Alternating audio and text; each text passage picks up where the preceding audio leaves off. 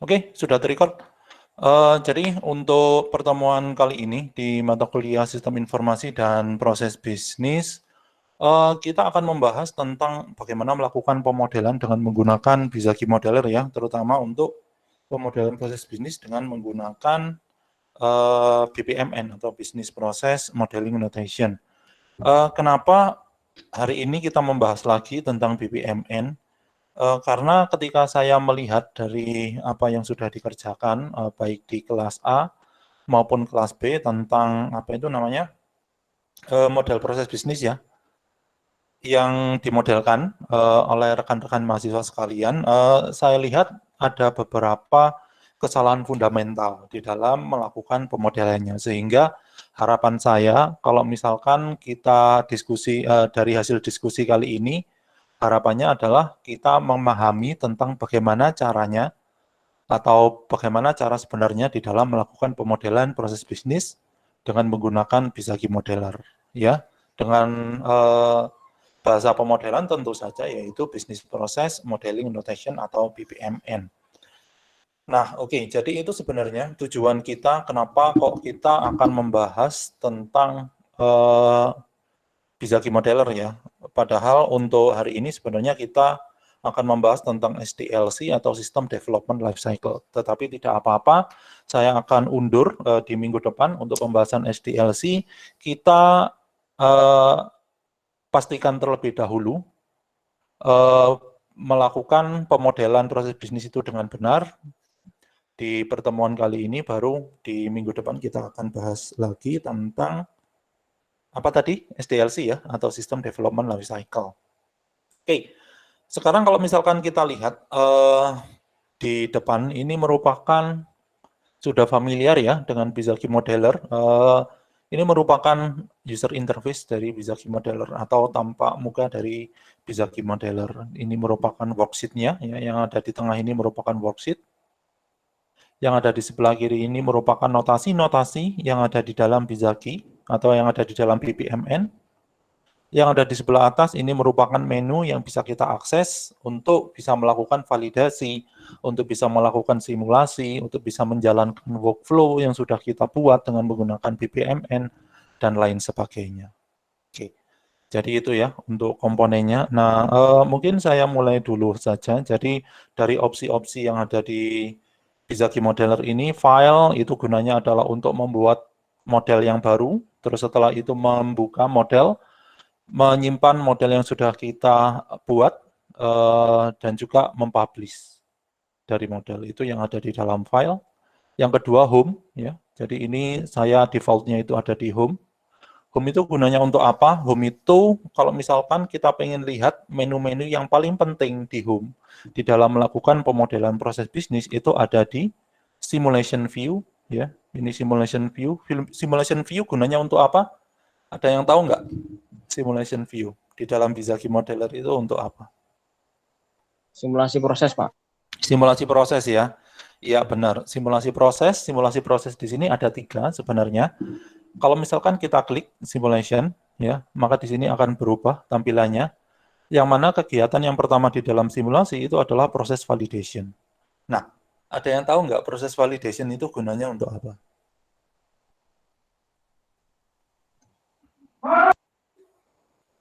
Proses validation di dalam apa itu namanya? Di dalam simulasi untuk apa? Proses validation itu, ya, Mas Alvindo? Cek proses. Mengecek proses, benar. Mengecek proses apakah memang kegiatan yang sudah kita buat atau model proses yang kita buat itu berjalan dengan benar. Sesuai dengan kaidah penulisan BPMN atau pemodelan BPMN. Itu tujuan dari yang namanya proses validation. Yang kedua adalah time analysis. Time analysis gunanya untuk apa? Time analysis gunanya adalah untuk melihat seberapa waktu yang dibutuhkan untuk menjalankan suatu model proses dimulai dari start sampai ke end. Itu tujuan dari time analysis. Resource analysis gunanya untuk apa? Resource analysis gunanya adalah untuk melihat seberapa besar effort yang dikeluarkan oleh orang-orang yang ada di dalam organisasi untuk menjalankan proses bisnis mulai dari awal sampai akhir, mulai dari start sampai ke end. Itu yang ada di dalam resource analysis. Dan yang terakhir adalah kalender analisis. Kalender analisis gunanya adalah untuk scheduling. Kira-kira kapan suatu kegiatan itu dilaksanakan, kapan kegiatan itu tidak dilaksanakan. Itu tujuan dari tiap-tiap langkah simulasi yang ada. Ya, jadi itu sebenarnya. Nah, ketika kita ingin melakukan pemodelan saja, berarti tujuannya adalah kita akan menggunakan, atau di sini kita akan menggunakan proses validation untuk mengecek apakah memang suatu model proses yang kita buat itu sudah benar atau tidak. Oke, kita close simulation-nya. Kita kembali lagi ke tampilan antarmuka dari Bizaki Modeler ini. Itu untuk simulation view ya. Sedangkan untuk validate itu merupakan fitur yang kedua di dalam menu home yang paling banyak kita gunakan nantinya. Validate ini gunanya adalah untuk mengecek apakah ada kesalahan di dalam diagram yang sudah kita buat. Ya. Antara validate dan simulation view itu berbeda. Validate itu digunakan untuk melihat apakah memang tiap komponen itu sudah terintegrasi atau terrelasi dengan baik. Ya, tidak apa-apa, Mas Bahrul Ilmi. Monggo.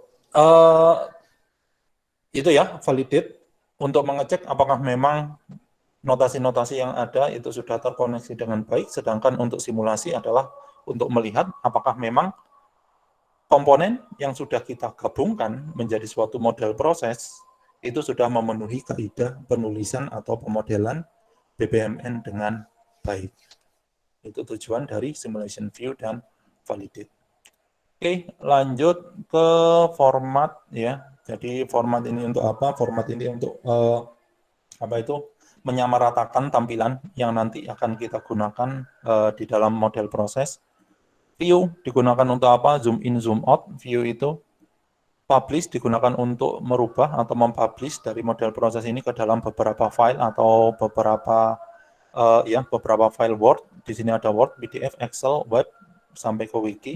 Export import digunakan untuk apa? Digunakan untuk membuat yang namanya komponen SOA di dalam atau Service Oriented Architecture ketika kita sudah memodelkan proses bisnis ke dalam bentuk XPDL. Tools digunakan untuk apa? Ini saya juga tidak begitu paham tentang tools ya, tetapi di sini kita di dalam tools kita bisa membuat suatu custom artifact. Dan yang terakhir adalah help. Oke, kita balik ke home. Itu untuk menunya. Sedangkan di sini di dalam palet itu terdapat notasi-notasi BPMN yang mungkin sudah kita paham ya tentang notasi BPMN ini. Jadi di dalam notasi BPMN ada flow, ada data, ya, ini flow, ada data, terus ada artifact, ada swim lane, dan yang terakhir itu ada connectors. Oke, kita bahas satu persatu. Mulai dari flow.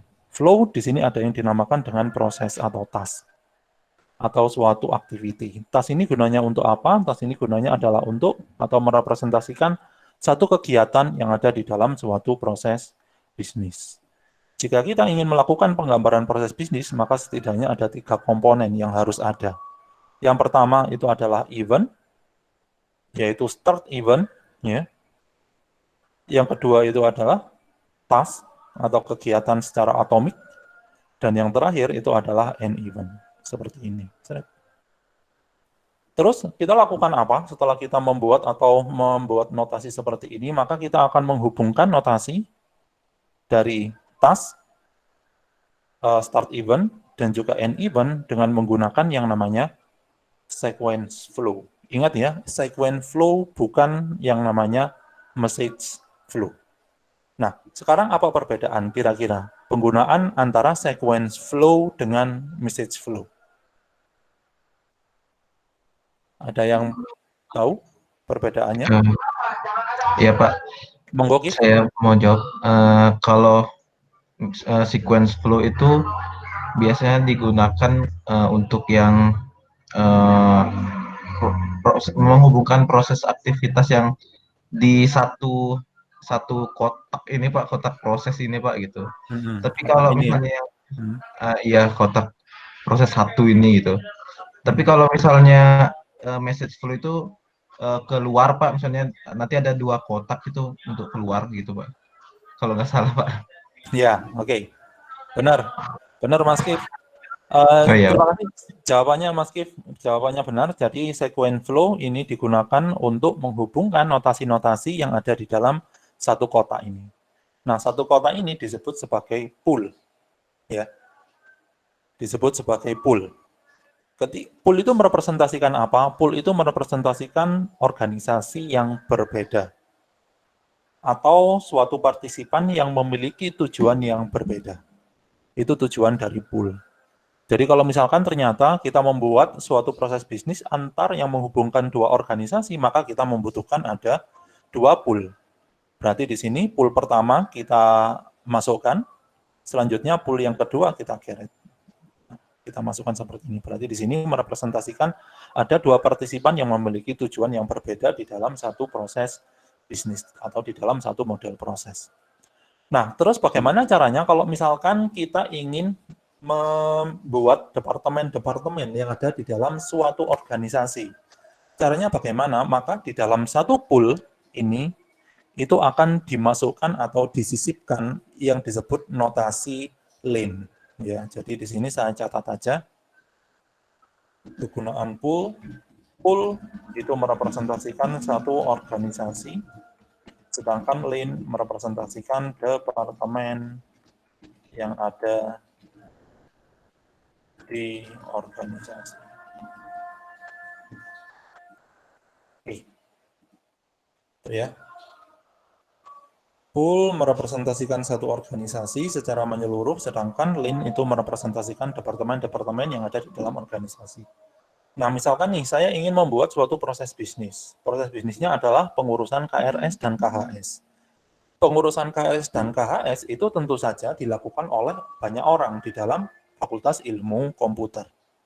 Ada partisipan atau orang yang tergabung ke dalam satu departemen yang disebut dengan departemen akademik. Ada orang-orang yang memiliki kapabilitas tertentu di dalam memberikan proses pembelajaran yang dinamakan dosen. Ada juga orang atau partisipan yang dia itu menjadi orang yang melakukan kegiatan pencetakan KRS dan KHS, yaitu seorang mahasiswa. Nah, bagaimana caranya kita membuat mahasiswa, dosen, dan juga akademik di dalam satu organisasi yang disebut dengan Filkom? Maka di sini proses kita akan rubah dulu namanya. Di sini adalah proses pencetakan atau pengurusan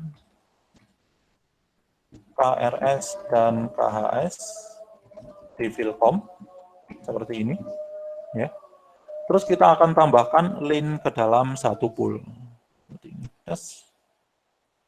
Ada satu lane merepresentasikan dosen, lane yang kedua merepresentasikan mahasiswa, dan lane yang ketiga merepresentasikan akademik. Nah, berarti di sini ada 3 lane ya. Oke, saya perbaiki dulu. Lane 1 di sini merepresentasikan akademik misalkan. Lane yang kedua merepresentasikan dosen, dan lane yang ketiga merepresentasikan mahasiswa. Oke. Nah, berarti di sini kita sudah bisa membuat yang namanya departemen-departemen atau orang-orang yang berbeda tugas yang ada di dalam satu organisasi. Oke, itu yang disebut dengan pool dan lane. Nah, kalau misalkan ternyata ada dua organisasi, ya, organisasi A dan organisasi B, di sini ingin melakukan keterkaitan atau saling terkait, atau memiliki notasi yang saling terkait antara satu dengan yang lainnya, maka kita tidak menggunakan yang namanya sequence flow. Kita harus menggunakan yang dinamakan dengan message flow. Seperti ini. Misalkan ada task yang ada di dalam akademik, yaitu task 2. Bagaimana cara untuk menghubungkan task 2 dengan task 1? Kita tidak menggunakan sequence flow, tetapi kita menggunakan message flow ya. Jadi dari task 1 langsung terhubung ke task yang kedua. Seperti ini. Oke, jadi itu aturannya. Aturan yang pertama di dalam penghubungan antara notasi-notasi yang ada di dalam pool dan yang ada di dalam lane. Kalau misalkan itu proses yang ada di dalam satu lane, yang ada di dalam satu pool, maka notasi yang kita gunakan itu ya tetap menggunakan sequence flow. Berarti di sini start dihubungkan ke dalam tas, selanjutnya dari tas terhubung langsung ke N. Seperti ini. Ya, sederhana ya, di dalam pembuatan model proses sebenarnya. Nah, sekarang, apa yang harus kita lakukan selanjutnya ketika kita sudah membuat model prosesnya? Ada yang bisa jawab? Atau ada yang memiliki ide setelah kita membuat proses seperti ini? Yang di dalamnya ada start event, task, dan juga end event. Selanjutnya kita harus melakukan apa?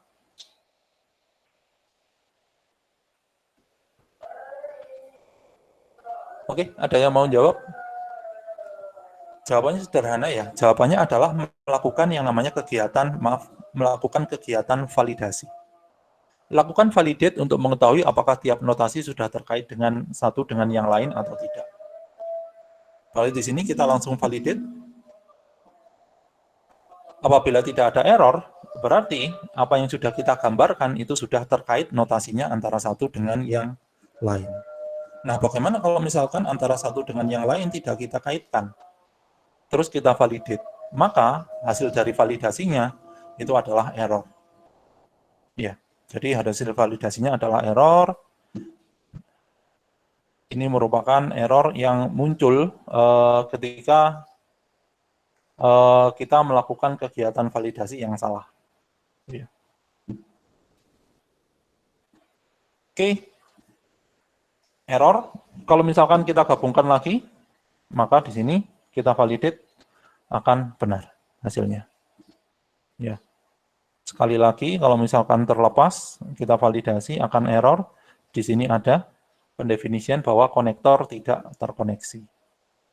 Maka kita harus koneksikan konektornya. Selanjutnya kita validasi lagi, maka akan hilang permasalahan yang ada. Oke. Terus setelah kita lakukan validate, selanjutnya ngapain lagi nih? Ketika sudah divalidate. Kira-kira ada yang bisa menjawab setelah kita melakukan validasi, selanjutnya kita melakukan apa?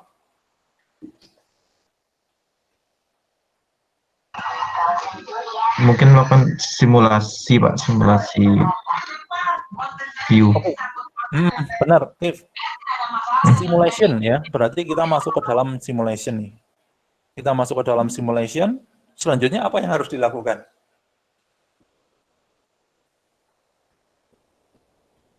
Yang harus dilakukan adalah kita akan membuat instance, ya. Instance atau seberapa banyak suatu proses itu akan tereksekusi. Jadi di sini kita klik saja startnya, terus kita klik tanda gear. Di situ akan muncul seberapa banyak instan yang perlu untuk kita lakukan. Saya tuliskan saja 10. Oke. Terus langsung kita run.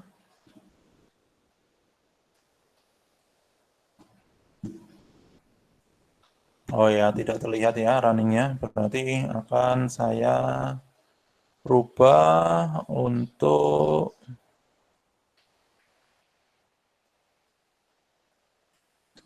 stop present.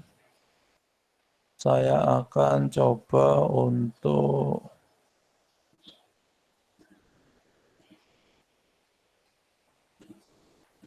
ya, oke.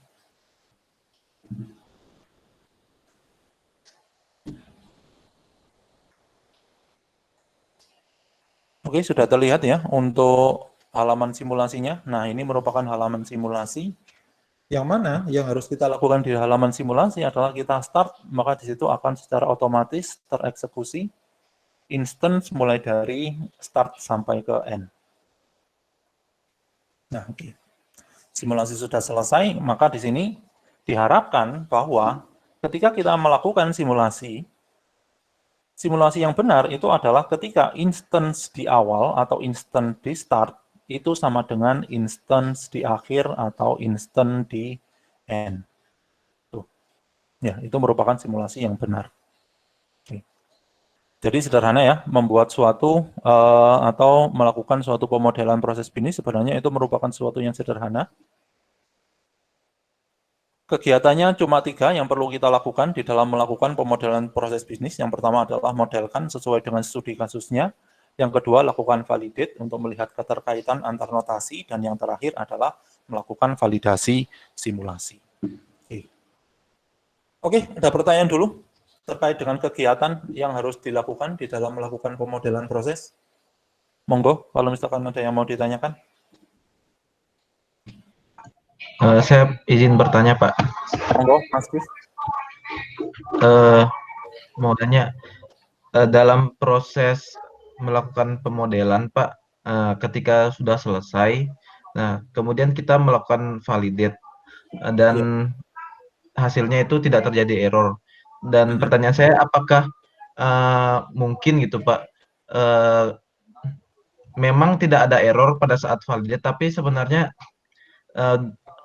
dalam apa ya pemodelannya itu sebenarnya kayaknya logikanya salah gitu, Pak. Kayak misalnya di pemrograman gitu, Pak. Kan mungkin aja nggak terjadi error, tapi ada mungkin logikanya yang salah gitu. Jadi kayak gitu pertanyaan, Pak. Makasih, Pak. Ya, terima kasih untuk pertanyaannya, Mas Kif. Tentu saja sangat mungkin terjadi ya. Jadi sangat mungkin terjadi kalau misalkan kita validasi itu ternyata tidak ada error, tetapi ketika kita lakukan simulasi untuk melihat apakah logika dari tiap-tiap notasi itu sudah terhubungkan dengan benar berdasarkan dari aturan pemodelan BPMN, itu ternyata dilanggar, itu baru bisa kita ketahui ketika kita melaksanakan proses validation.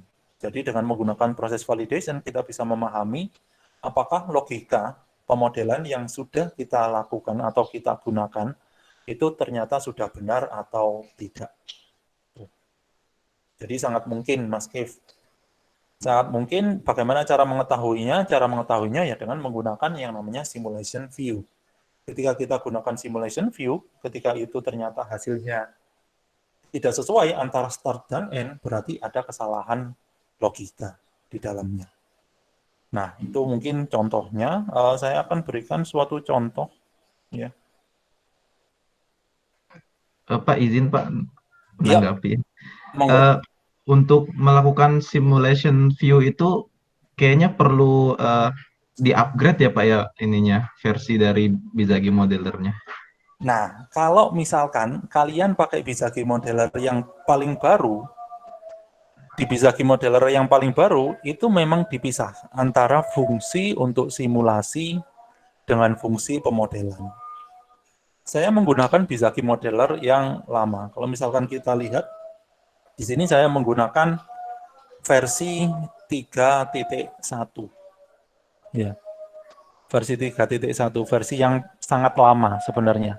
Di versi Bizagi yang lama itu ternyata tidak dibedakan. Tidak dipisah antara fungsi simulasi dengan fungsi pemodelan.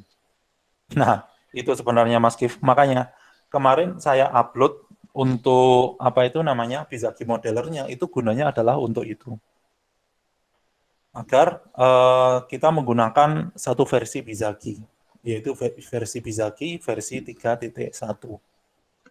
Mohon maaf, Pak, Bapak itu waktu itu nguploadnya yang versi 3.7, Pak. Oh iya lah. Iya, Pak, makanya saya pakai yang Oh, dari Bapak itu, nggak bisa, Pak. oh ya, oke. Ya, saya upload lagi ya kalau gitu ya. Iya, Ya Pak, wes, oke, makasih, Pak. terima kasih Mas Kif. Oh iya, Iya, saya masukkannya 3.7 ya. Ya, saya upload lagi deh. Kalau gitu, untuk yang 3.1 ya. Terima kasih untuk jawabannya, Mas Kif. iya, Pak, sama-sama, Pak. Nah, oke, jadi itu ya. Kita kembali ke dalam Bizagi Modeler. Jadi itu yang terjadi di dalam Bizagi ya. Kita seharusnya menggunakan Bizagi Modeler yang lama, tidak menggunakan Bizagi Modeler yang baru. Karena apa? Karena yang baru itu memisahkan antara fitur modeling dengan fitur simulasi. Sehingga kalau misalkan kita ingin melakukan simulasi, maka kita harus upgrade. Itu. Oke, terima kasih Mas Kif untuk perbaikannya atau untuk informasinya. Oke, kita lanjutkan dulu untuk penjelasan dari Bizagi Modeler, atau ada yang ingin tanya lagi terkait dengan pemodelan dengan menggunakan Bizagi.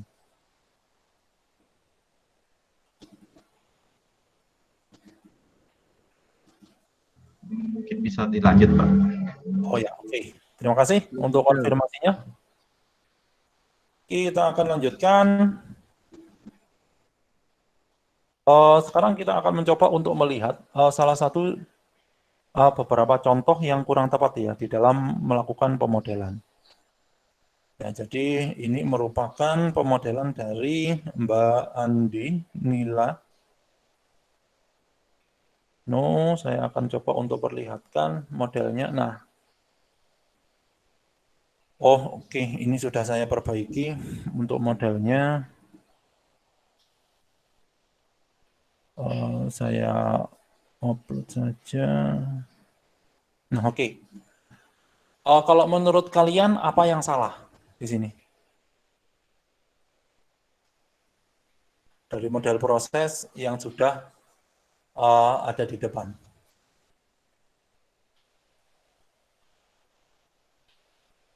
Kira-kira apa nih yang salah nih?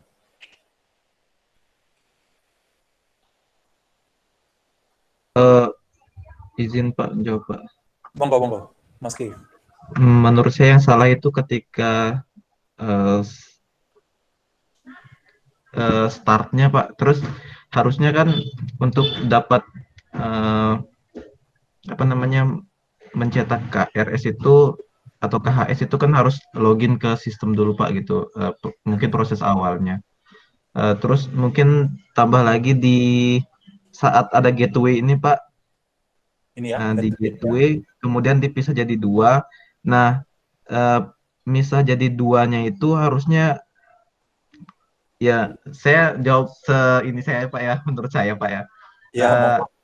Itu harusnya setelah dipisah dua itu hasilnya itu bakal ke satu tas gitu Pak, mencetak gitu. Ke satu tas aja, jadi nggak terpisah kayak gini. Sequence flow-nya, sequence-nya tuh Pak. Ya, benar, Mas Jadi Ki. itu Pak. Sebenarnya ada permasalahan lain ya di sini ya. Yang terakhir itu adalah ada suatu tas yang tidak ada output-nya, yang tidak terhubung sama sekali ke tas yang lain, atau tidak terhubung ke event, atau tidak terhubung ke gateway. Jadi kalau misalkan ada tas yang seperti ini, itu sebaiknya kita hilangkan. Ya, jadi ada beberapa kesalahan. Yang pertama tadi ya untuk startnya. Yang kedua adalah di sini ada tas yang tidak terhubung ke tas yang lain, ke event maupun ke gateway, sehingga di sini bisa jadi masalah ketika kita lakukan validasi. Terus benar kata Mas Kif, yang terakhir adalah gateway, yang mana gateway ini menggunakan suatu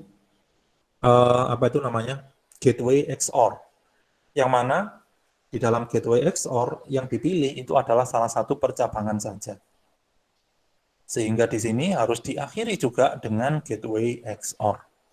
Ada satu lagi yang ini merupakan kesalahan yang paling besar ya, yaitu ini sebenarnya itu bukan dua atau bukan satu pool, tetapi ini merupakan dua pool.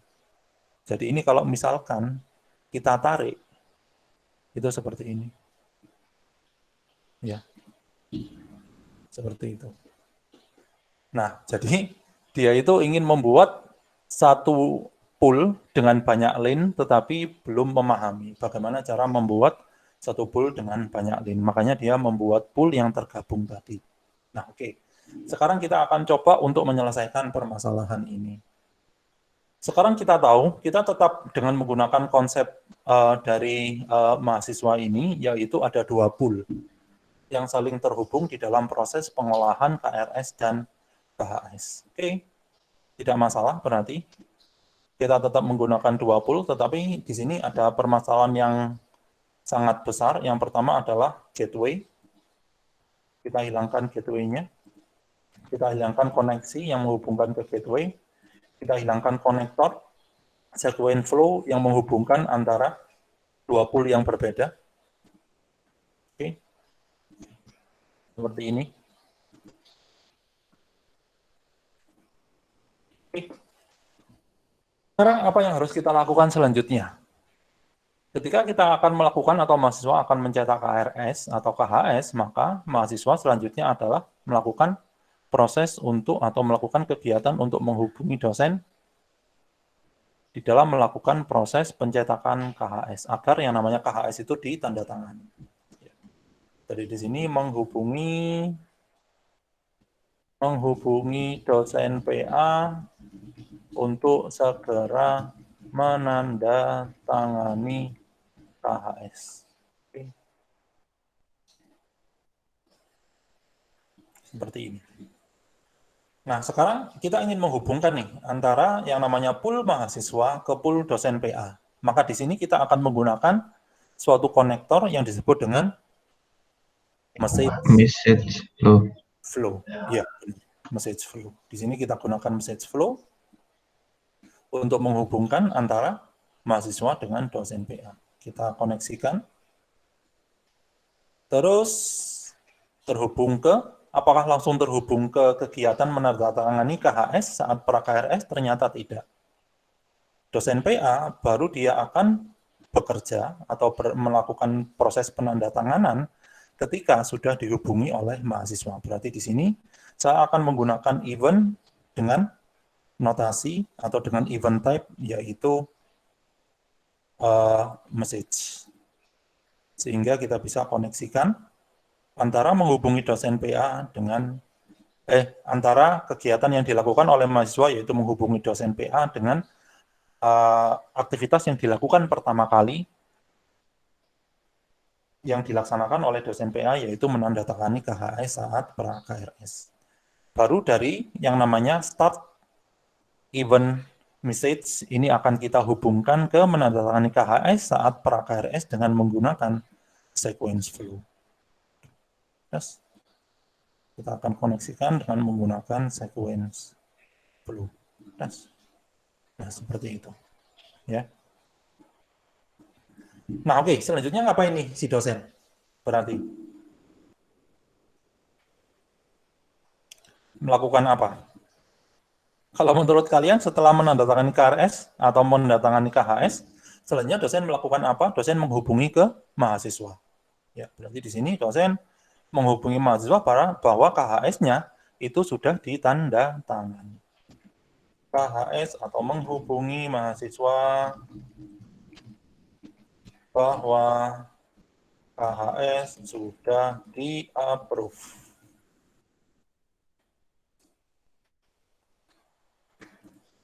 Nah, oke, sekarang pertanyaannya adalah kalau misalkan proses di dalam menghubungi mahasiswa yang dilakukan oleh dosen itu dilakukan dengan menggunakan bantuan sistem, maka task ini akan kita rubah dengan menggunakan klik kanan, terus kita sorot task type, kita tentukan user task. Jadi ada 3 jenis task ya. Yang pertama adalah user task, yang kedua ini user task, yang kedua adalah service task, dan yang ketiga itu adalah manual task. Apa perbedaan antara ketiganya? Nah ini ya.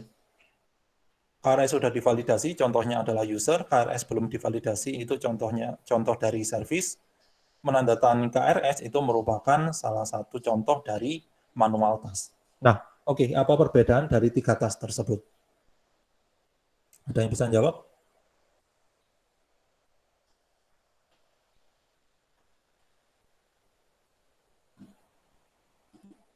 Kalau service task merepresentasikan suatu kegiatan yang seluruhnya dilakukan oleh sistem atau aplikasi tanpa ada campur tangan manusia. Itu yang disebut dengan service task. Kalau user task berarti merepresentasikan sebuah kegiatan yang dilakukan oleh manusia tetapi dibantu oleh sebuah sistem informasi atau aplikasi. Itu yang disebut dengan user task. Kalau manual task, kebalikan dari service task. Manual task merepresentasikan suatu kegiatan yang dilakukan oleh partisipan yang dilakukan oleh manusia tanpa ada campur tangan dari sebuah sistem. Nah itu ya, jadi harus kita definisikan task-nya, mana yang termasuk ke dalam user task, mana yang termasuk ke dalam service task, mana yang termasuk ke dalam manual task. Oke. Caranya adalah dengan klik kanan, Terus setelah itu kita langsung pilih, task type mana yang kira-kira sesuai dengan task tersebut atau dengan kegiatan tersebut. Nah, oke. Sekarang di sini menghubungi mahasiswa bahwa KHS sudah di-approve itu ternyata dilakukan oleh dosen dengan menggunakan suatu sistem informasi yang disebut dengan Philcom Apps atau digunakan yang namanya WA misalkan ya ke dalam sebuah grup. Maka di sini kita menggunakan yang namanya user task.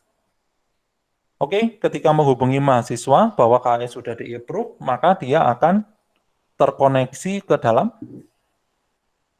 kegiatan yang dilakukan oleh mahasiswa, yaitu menerima kontak dari dosen bahwa KHS-nya sudah ter-approve atau menerima KHS dari dosen. Menerima KHS yang sudah di-approve oleh dosen.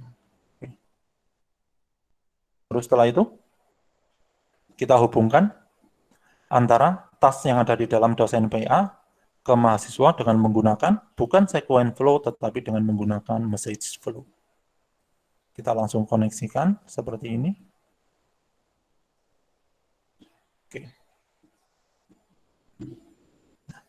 Oke, berarti di sini langkahnya itu sudah ada di mahasiswa. Selanjutnya mahasiswa ngapain nih?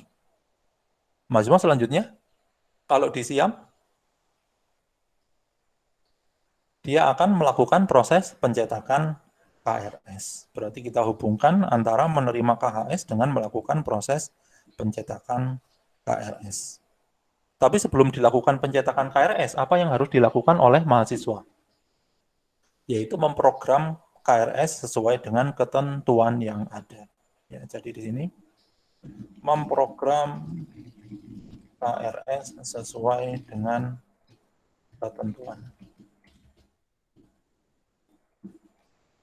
Hapus, kita hubungkan antara menerima KRS dengan memprogram KRS sesuai ketentuan. Baru dari memprogram KRS sesuai ketentuan, kita akan koneksikan ke mencetak KRS. Oke, kita hubungkan dengan sequence flow. Mencetak KRS. Oke, selanjutnya, setelah mencetak KRS, selanjutnya mahasiswa adalah atau melakukan atau mengontak dosen PA untuk meminta tanda tangan KRS. Ya, berarti benar ini ya, prosesnya seperti ini. Tetapi yang perlu untuk kita lengkapi adalah untuk tas menerima KHS sampai ke dalam mengontak dosen PA itu kira-kira tasnya apa. Oke, kalau menurut kalian untuk menerima KHS yang sudah di-approve oleh dosen itu menggunakan tas service, tas user, atau tas manual? Menerima KHS yang sudah di-approve oleh dosen. Oke, ini kira-kira apa nih untuk tasnya? Tas user, Pak. Tas user ya, karena dia itu menerima dengan menggunakan suatu aplikasi atau dengan dibantu suatu aplikasi. Maka di sini tas type-nya kita menggunakan user task. Untuk memprogram KRS sesuai dengan ketentuan menggunakan tas user juga ya, karena kita menggunakan SIAM atau mahasiswa menggunakan SIAM. Mencetak KRS, proses pencetakan KRS, ya. Tas user juga. User juga, karena pencetak KRS-nya juga melalui SIAM. Oh. Oke, tas user juga. Mengontak dosen? Tas user. Ya, tas user. Bisa. Bisa manual, bisa tas user ya? Iya, Pak. Bisa manual, bisa tas user. Kita menggunakan tas user saja, karena kita selama ini melakukan kegiatan komunikasi itu juga dengan menggunakan bantuan aplikasi. Maka di sini kita menggunakan tas user. Oke, jadi mengontak dosen PA untuk meminta tanda tangan KRS. Berarti di sini seharusnya dosen PA melakukan validasi KRS. Validasi KRS. Validasi KRS tentu saja dengan menggunakan sistem, yaitu sistem SIADO.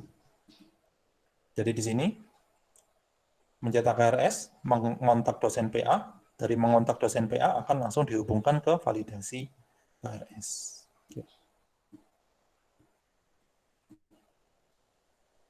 Seperti ini.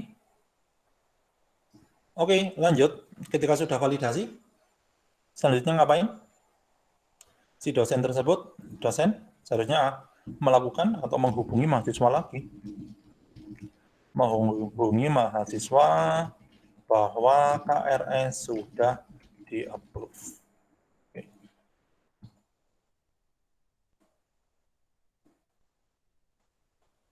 Menghubungi mahasiswa bahwa ini sudah di-approve, kita menggunakan user task. Harus terkoneksi antara validasi KRS dengan menghubungi mahasiswa.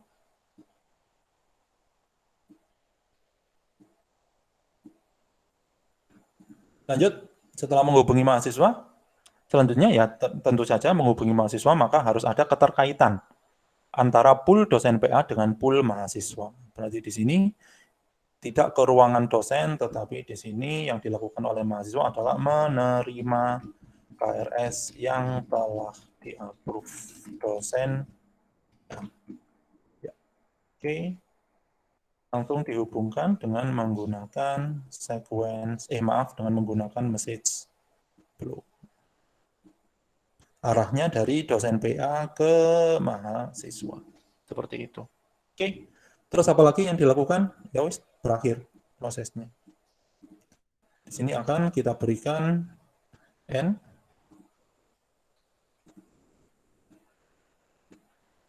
Di sini juga kita berikan N. N event ya. Berarti sudah selesai yang dilakukan untuk mengelola KHRS dan KHS antara mahasiswa dengan dosen. Oke, sekarang kita sudah membuat nih model prosesnya sesuai dengan aturan yang ada di dalam deskripsi proses bisnis. Selanjutnya kita validasi. Kita cek apakah sudah sesuai atau tidak. Oke, tidak ada error. Selanjutnya kalau misalkan tidak ada error, berarti kita simulasi. Nah, kita simulasi yang pertama kali yang dilakukan adalah kita klik start event-nya, kita tentukan kira-kira berapa instance yang harus ada di start sampai akhir. Selanjutnya kita lakukan run. Oke, kita run. Ya, saya stop presentasinya dulu, saya ganti window-nya ke proses simulation.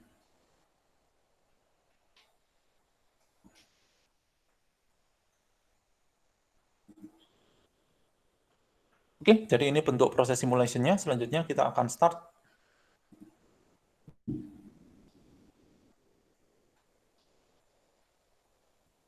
Oke. No. Nah, oke. Sekarang pertanyaannya adalah, apakah yang namanya proses bisnis atau model proses ini sudah terkoneksi secara logik, secara benar, secara logika atau tidak?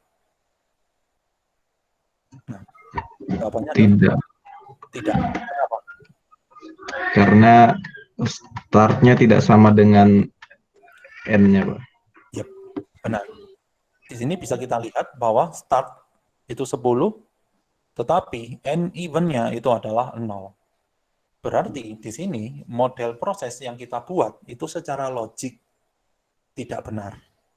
Berarti ada yang harus diperbaiki.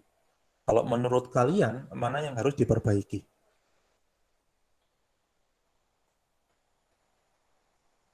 Oke, monggo. Rekan-rekan, ada jawaban? Kira-kira apa yang harus diperbaiki? Agar antara start itu sama dengan event.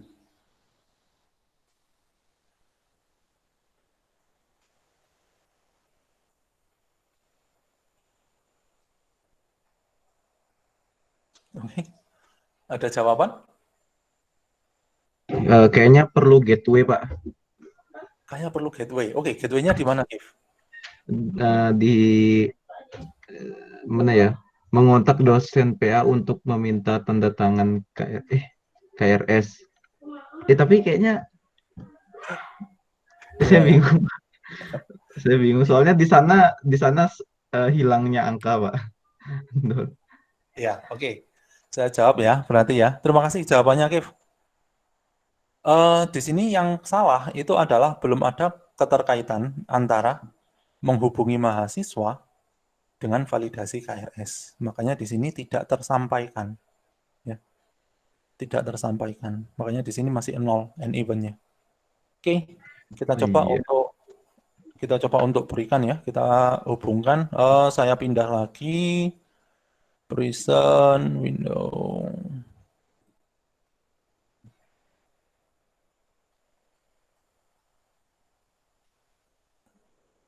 Oke, sudah terlihat ya Bizaki modelernya. Jadi kita close terlebih dahulu simulation-nya. Terus setelah itu kita koneksikan antara menghubungi mahasiswa bahwa KHS itu sudah di-approve dengan validasi KRS.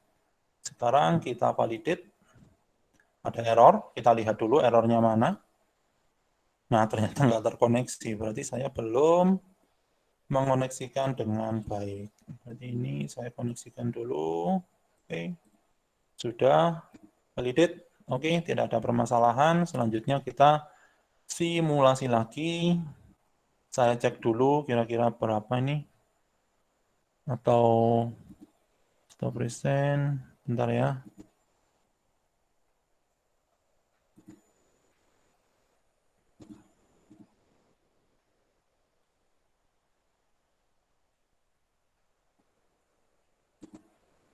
Ya, kita cek dulu. Start. Ya, terus setelah itu kita klik. Klik. Ya, kok nggak keluar?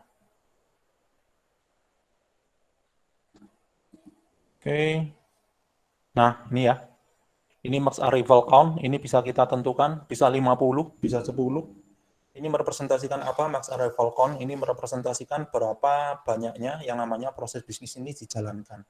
Berarti kalau misalkan 10, ini berarti kita menjalankan proses bisnis mulai dari awal sampai akhir itu 10 kali. Berarti di sini ada 10 mahasiswa yang melakukan proses pengelolaan KRS dan KHS. Apakah kita bisa rubah 100? Bisa saja. Cuman kalau misalkan semakin banyak, itu maka akan semakin lama di dalam kita melakukan simulasi. Lama atau tidaknya simulasi itu tergantung kepada prosesor dan juga ini ya, RAM dari komputer. Oke, kita tentukan aja 10. Selanjutnya kita run ya. Kita run, maka akan muncul seperti ini. Oke, kita start. Ya, oke. Sudah terkoneksi, maka di sini antara start dan event itu karena menunjukkan angka yang sama atau angka instance yang sama, berarti di sini bisa disimpulkan bahwa logik di dalam pembuatan proses atau model proses ini sudah benar. Oke. Nah, itu ya. Jadi sederhana sekali di dalam membuat yang namanya suatu kegiatan atau model proses dengan menggunakan Bizaki Modeler ini. Oke. Ada yang mau ditanyakan dulu?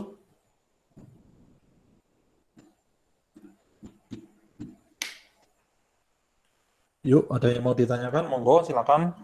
Kalau misalkan ada yang mau ditanyakan di dalam pembuatan model proses ini.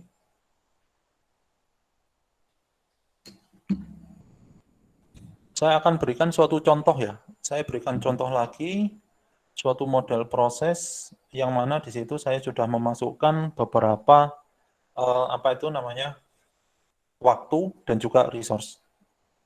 Jadi di sini saya pakai versi Biro Yukio versi 2 kali ya. Coba kita lihat dulu. Oh, ini masih salah nih. Oke. Versi 3. Oh, salah.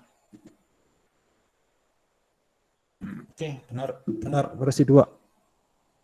Oke, jadi ini suatu contoh ya. Jadi ini salah satu penelitian yang dilakukan oleh mahasiswa SI ya. Mahasiswa SI ini melakukan apa? Melakukan pembuatan aplikasi berdasarkan proses yang terjadi di dalam suatu dinas di dalam pemerintah Kota Batu. Nah, dinas di dalam pemerintah Kota Batu, dinasnya apa? Dinasnya adalah dinas perpustakaan.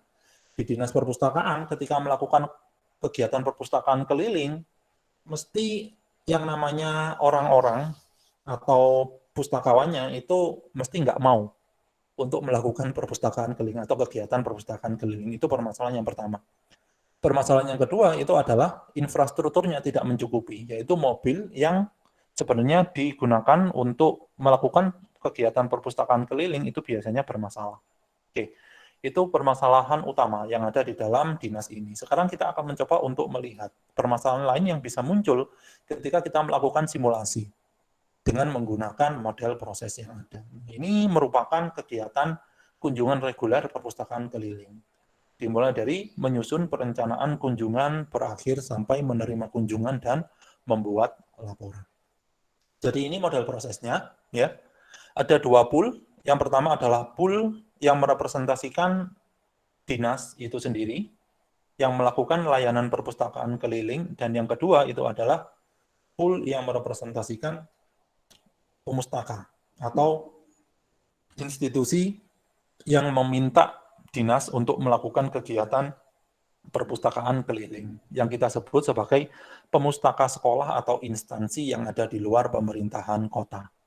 Oke, sekarang kita lihat apakah yang namanya suatu model proses ini sudah tervalidasi dengan baik dan sudah tersimulasi dengan baik atau tidak. Sekarang kita validasi ya, kita validate. Oke, tidak ada error. Sekarang kita lakukan simulasi. Apakah ini sudah tersimulasi atau logiknya sudah benar atau tidak? Kita lihat kira-kira berapa. Max arrival count-nya itu adalah 50. Kita klik OK.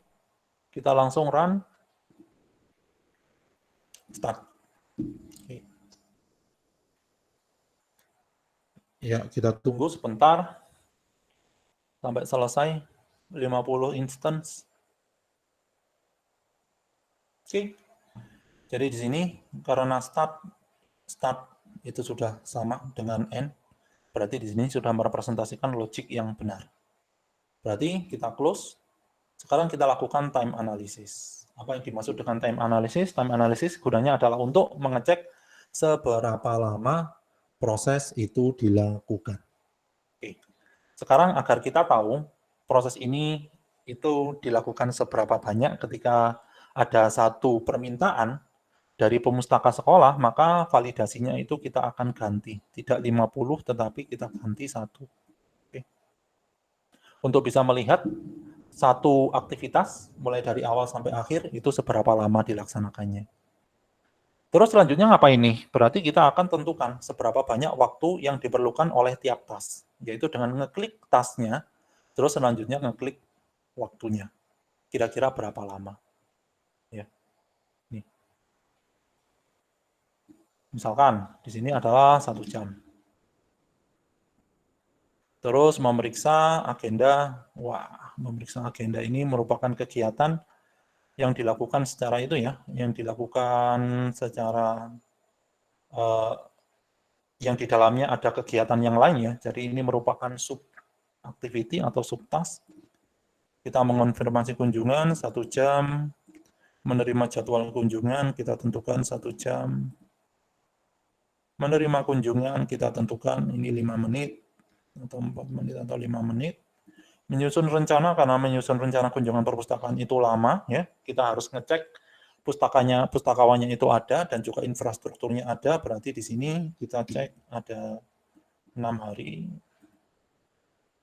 Terus selanjutnya memilih pustakawan, ini juga kita cek, ini butuh 5 hour atau 5 jam, membuat jadwal kunjungan ini juga lumayan lama nih.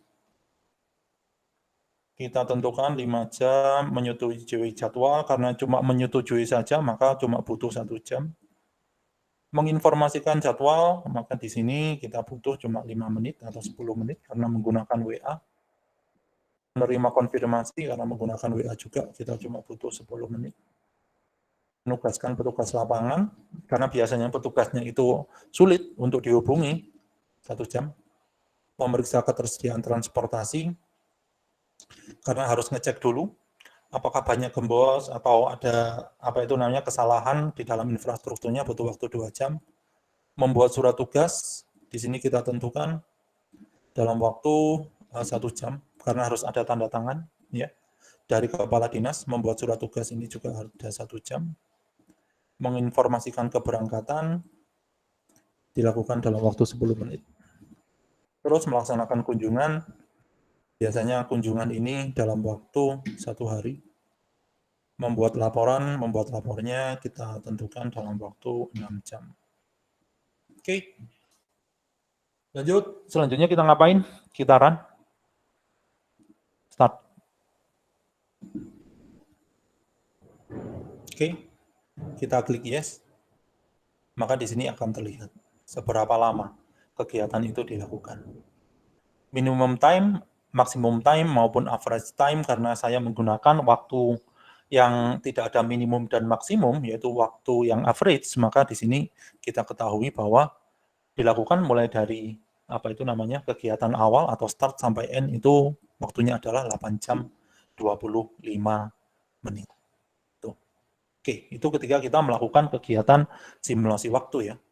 Jadi di sini 8 jam 25 menit itu saya rasa merupakan waktu yang sangat mungkin dilakukan karena apa? 8 jam itu merupakan waktu kita untuk bekerja ya. Jadi waktu aktif bekerja itu 8 jam sehingga aktivitas ini dilakukan dalam satu hari itu merupakan suatu waktu yang sangat apa itu namanya sangat mungkin dilakukan di dalam kegiatan ini.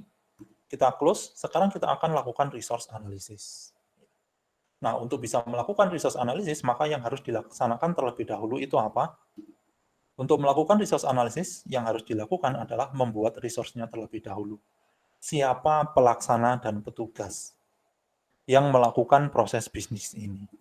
Yang pertama di sini, siapa aja? Yang pertama adalah sekretariat. Yang kedua adalah bidang perpustakaan. Dan yang ketiga adalah seksi layanan dan informasi. Seksi layanan dan informasi. Oke. Klik OK.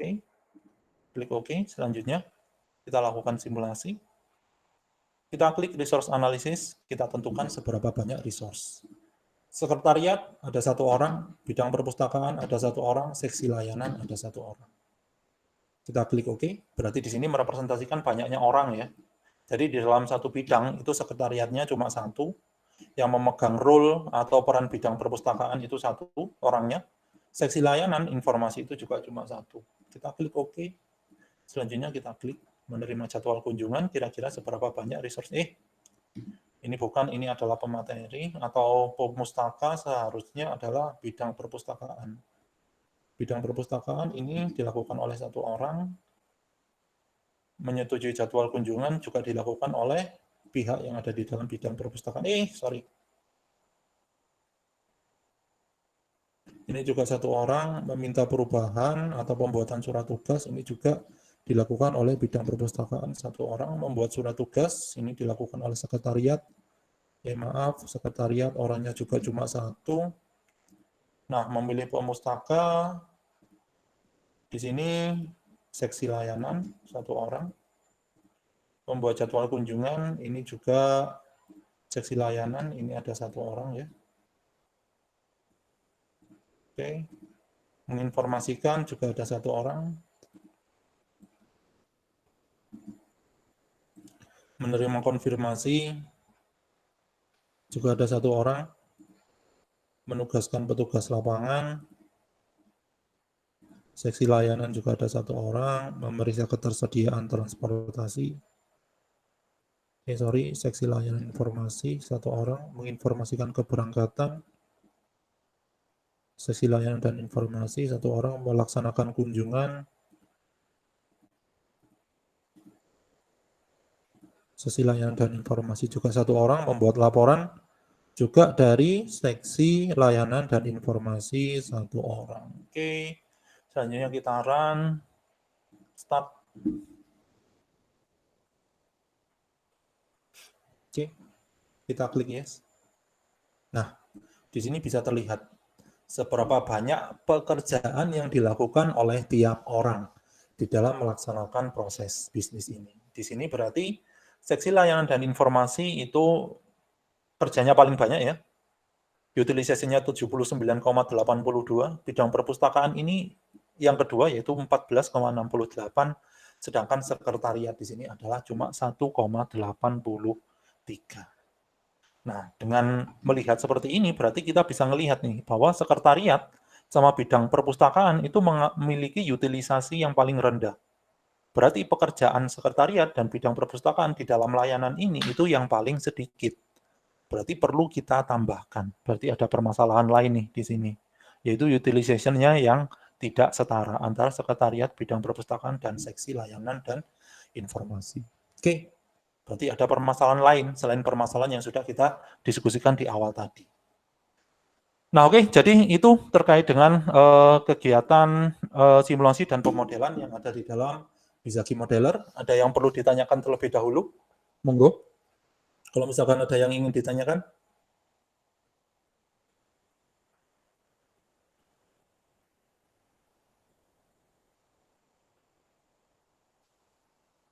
Oke, silakan kalau misalkan ada yang ingin ditanyakan. Dari saya belum ada, Pak. Belum ada ya, Kif ya? Oke. Untuk yang lain, monggo. Kalau misalkan ada yang ditanyakan, silakan.